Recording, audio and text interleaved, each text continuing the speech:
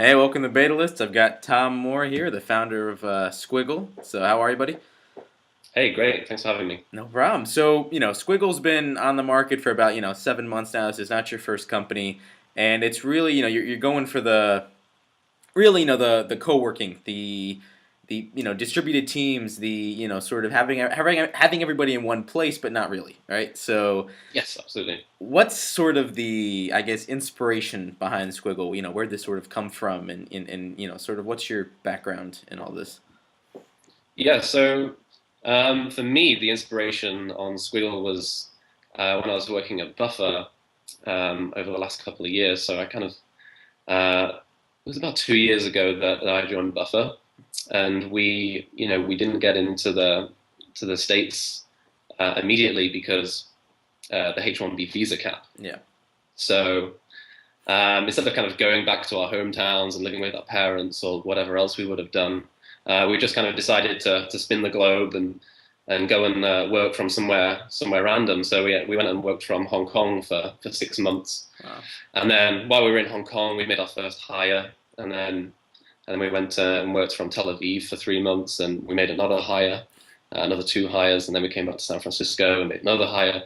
And before we knew it, we had a distributed team, and it was kind of it happened through just because we were traveling and we didn't have an office, and we were hiring people through our own networks and people that were customers of Buffer. So naturally, they kind of came from different locations.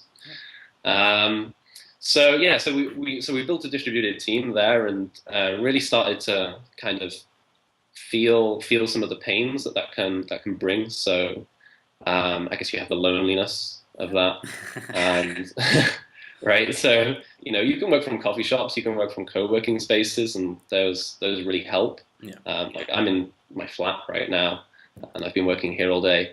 Um, and so the loneliness is one of the things, and you kind of need to have that interaction with people. And we find like that the literal FaceTime, being able to see other people is really important. And then also kind of the friction on communication. So if you're communicating via text chat all day, that actually really starts to slow things down.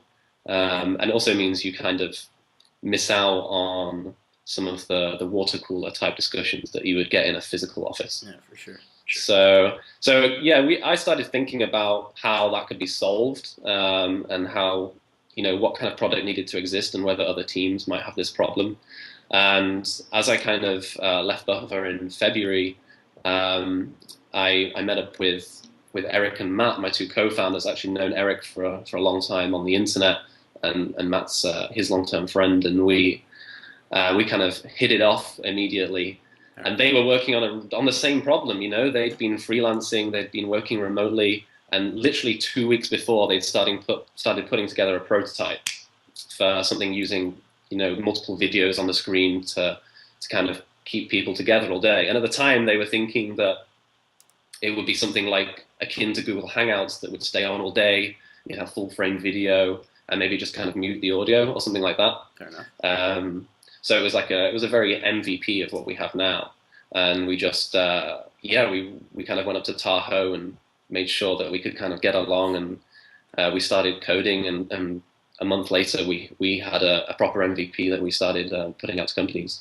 Not bad at all. So, what has been sort of the main challenge on Squiggle? Like, it's obviously there's a lot of technical issues, basically, and also, you're working with a distributed team on a product that is Right. made for distributed teams, but might not be quite ready yet. So, Right. what were sort of the ups and downs of that? So for the first 3 months, we were pretty much all in San Francisco, and well, we were all in San Francisco, and we were using Skype to build Sqwiggle, which was interesting. And then it was a very exciting day when Sqwiggle got to a level of stability that we could put it on a beta server and use Sqwiggle to build Sqwiggle. Yeah. That was a really good day. So since then, I came back to the UK for 3 months, and over the summer, and we've been using the product ever since then to build it, which is killer. So in terms of challenges, obviously, kind of being distributed is a challenge, but it's also an advantage. The time zone difference can be a real advantage. I get like 4 to 6 hours solid every day where I'm just on my own. Very nice. Um, and that's really great for kind of powering through a list of bugs or getting a feature out. And then those guys kind of come online at 2, 3 p.m. in my afternoon, and we can kind of have like the daily stand up, catch up, find out what they did yesterday. I tell them what I've done today, and then I kind of stay online passively on Sqwiggle through the evening. So that if they want to have a quick fire discussion or something, they can do that really easily. On the technical side of Yeah. things, yeah, like you mentioned, we're built on WebRTC, which Okay. is, it's been around for a couple of years, but it's only really in the last couple of months that it's reached a level of stability Okay. and quality that is good for production use. So when we started in February, we started with Flash for the first month just to build the That's MVP. great. We kind of knew, I think we were fairly confident at that point that it wasn't going to stay Flash, Yeah. but it was a really quick way to kind of build that. And I've used Flash before in the past, and it was easy to kind of get that started up. So we did that, and what we actually did was took it to the launch conference Yep. in San Francisco, and we kind of set up on a booth there very quietly Yeah. because we didn't have it booked. Oh, I okay. started harassing people going by and asking them, what they thought about the idea and whether they kind of could see what we were doing if they thought it'd be useful. And overwhelmingly, the response was, "Wow, yeah, this is really great. I really like what you're doing here. Nobody else is doing this, but the audio and the video needs to be fantastic Okay. because Google's audio is fantastic, Google's video is fantastic, and Skype gets better and better, especially now they've moved on to peering through Microsoft servers. The quality's kind of gone up. So all the free solutions provide such good quality that if you're going to provide a paid solution, you have to match that bar and better it. So I think that kind of achieving that has been one of the biggest challenges. Okay. And you just raised a round of funding with sort of AngelList and the whole new sort of magical syndicate features where everybody can go and throw some cash in and get in on the action. What was your experience using that? Because I think a lot of companies, they're sort of they see it's there. They might not be so sure, like what the benefits are. Obviously, they get money, of course, but I mean, there's a whole other side of whether the sort of mentorship network is there, or you're just getting some guy from Malaysia who wants a piece of your company and has an SEC accreditation. So Right, right. So, I mean, I think our experience probably wasn't typical because we were the first one. yeah, And because we were the first one, the tools weren't quite there. And a lot of the stuff was done manually on AngelList's side. okay, So, through the process, we didn't necessarily know we didn't even know how much money we'd raised. We had to email Naval and have him tell us how much money we were up to. fair enough. So we didn't know like what we had left in the round, as it were, for one thing. But in terms of the mentorship side of it, so we raised about 1/3 of our entire round, which was just over 1.1 million, Yeah, through the AngelList Syndicate, and we also raised from a number of VCs and a number of angels. So we're confident that we have some really great advisors, some incredible advisors and some incredible mentors that we can reach out to anytime we need. But also, I guess it depends on kind of who the lead in your syndicate is as to who you get, because everyone will be different. But in our syndicate, we do have some really great people as well.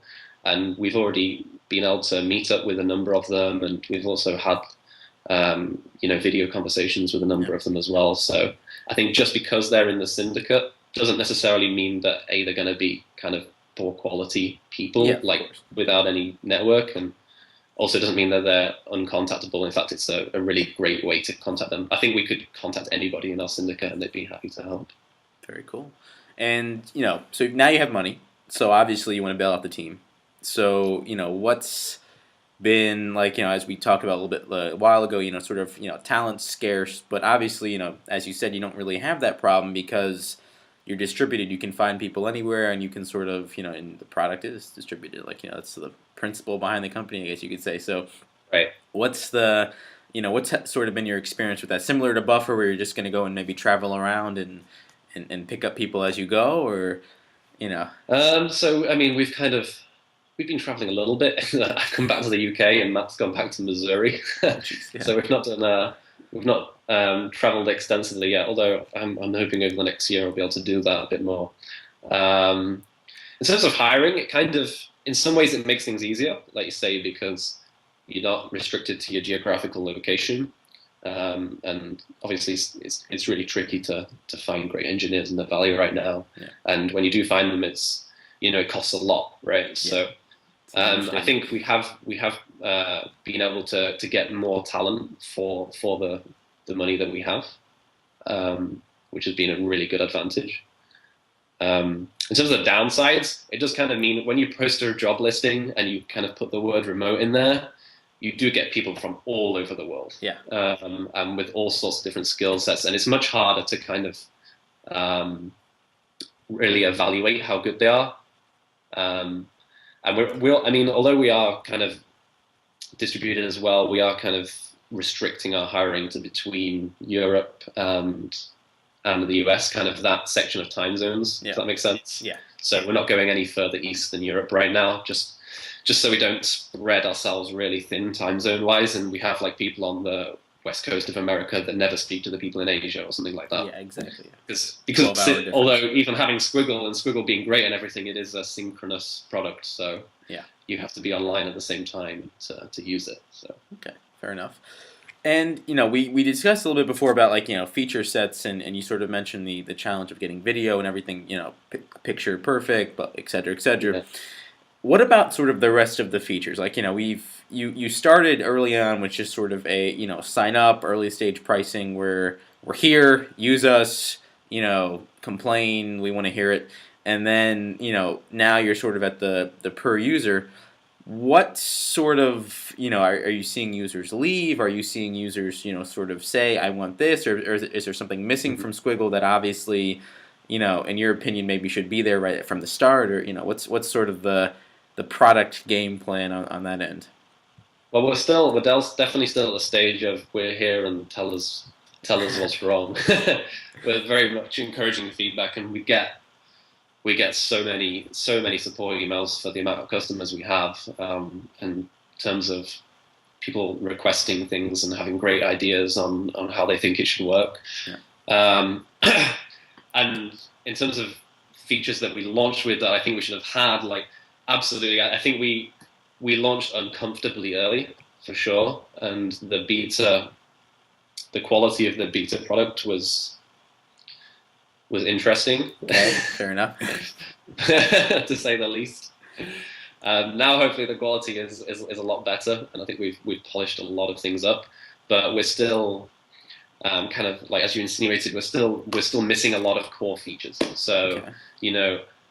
Private messaging is one that it is kind of expected. If you have an online communication tool, whether it's text chat or whether it's video, it always has private messaging, and we don't have that. Everything is public to the team. File sharing is another one. We don't have any way to share files in the product yet, so you can share links, and so that's kind of a workaround for it right now. We upload everything to Cloud App and then just paste the link. And then the other one is screen sharing. So screen sharing is by far and away our most requested feature.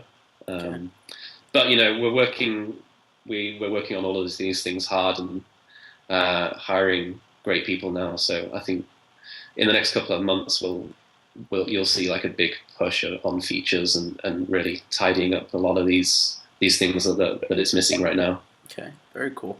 So let's sort of just jump into another topic of like, what's sort of been your background in all of this? Like, how did you sort of get into sort of this industry, I guess you could say? Like, have you worked on any other projects beforehand, or what was, I mean, obviously you're with Buffer, that was, for 2 years, and then like you've had a couple other things beforehand, but were you a coder originally? Were you a designer, or did you just sort of teach yourself, jump in and, see what happens? Or, who's Tom Moore?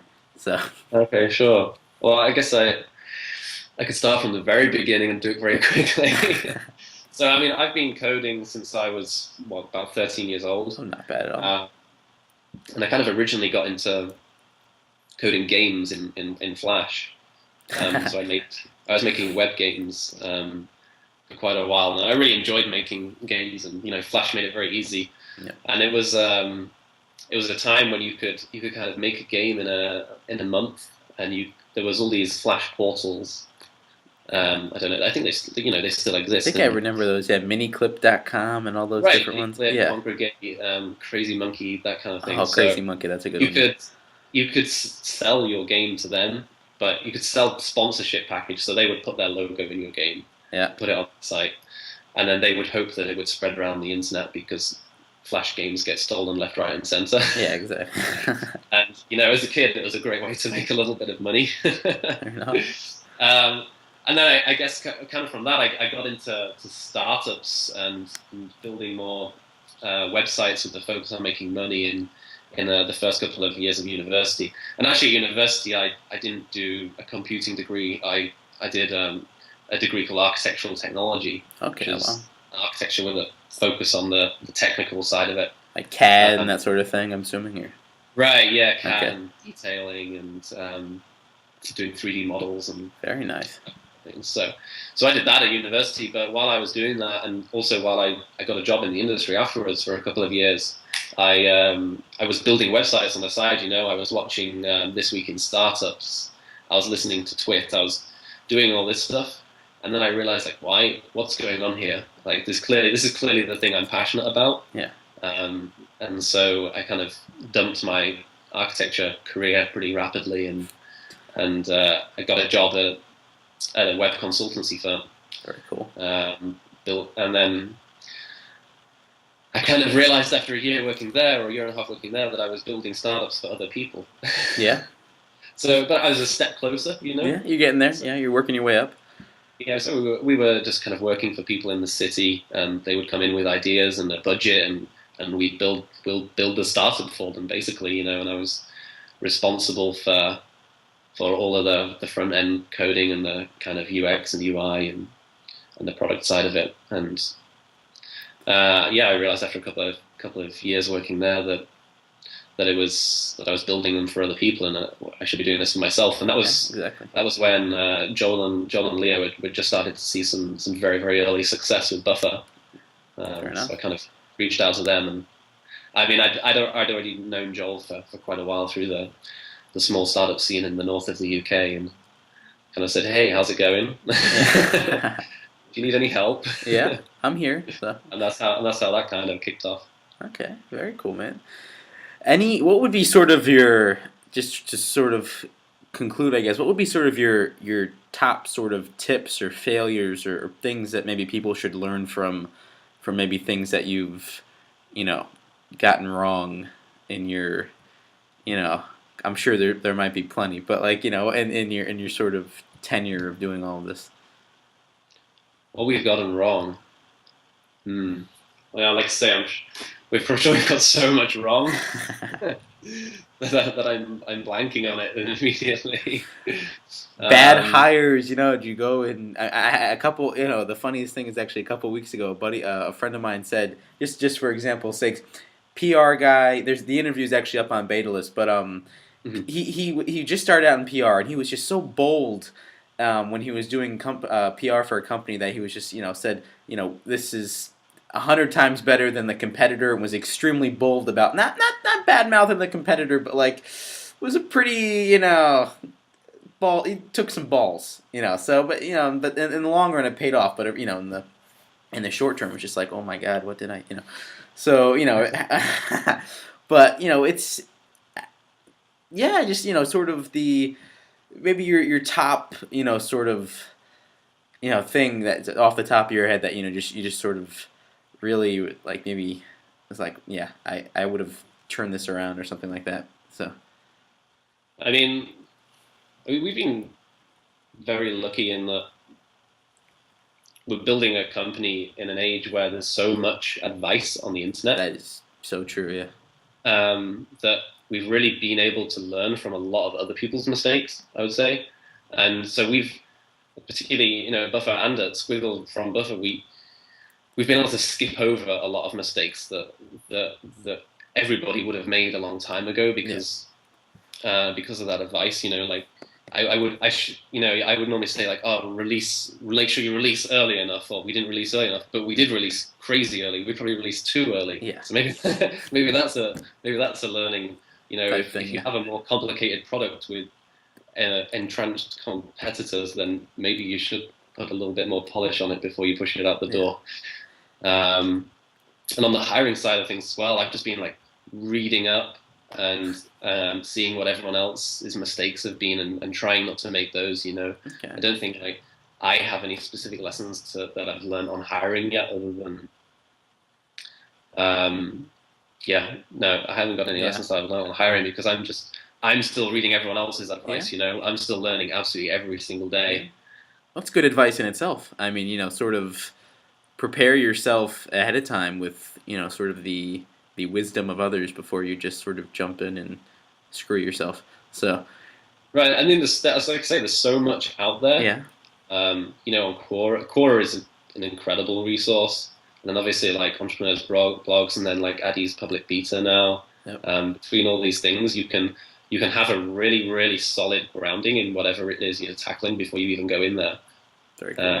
which is an amazing kind of age to live in. Yeah, that's true. I mean, it's always there's a couple of them I think that you maybe sort of preach here and there, but then there's just all these guys who are just like wow, this is just like you know, Right. it's I like mean, with damn, everything, advice, there's that saying that advice is like assholes, right? yeah. Everybody, something like Yeah, that. I well, yeah, something to that effect, but yeah.